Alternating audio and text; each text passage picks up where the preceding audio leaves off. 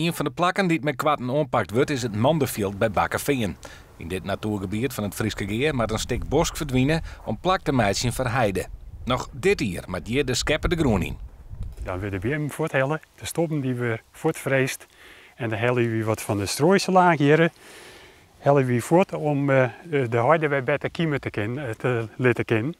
Heide is een soort die op schrale groen groeit. En dan binnen een iris 3 tot 5, dan hebben we samen heide weer om. Een feest voor deze skiep, want die krijgen dan nog meer romte. De kudde houdt de heide gasvrij, zodat er alleen nog echte heide oerbloot. Het onlezen van het nieuwe heidegebied kost het enkele tienduizenden euro's en wordt betellen door de RWE uit Greenslaan.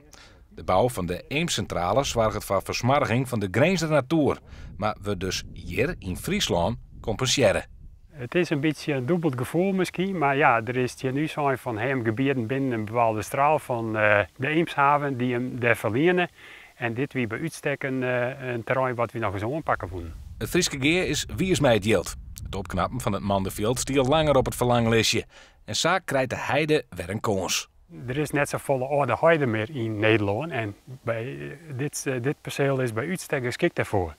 En we hebben hier de opdracht gekregen om de heide weer uit te vrijten.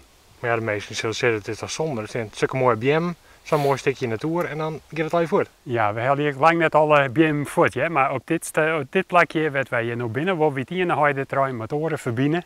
En daarom kiezen we ervoor om hier toch bosk voor te hellen.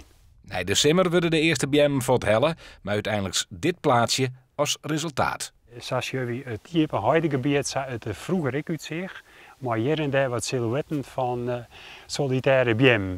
Wat een oude berkenbiem, twee vliegdennen, oude dennen die via Sier hier komen. En ja, dit is een heel sprekend plaatsje.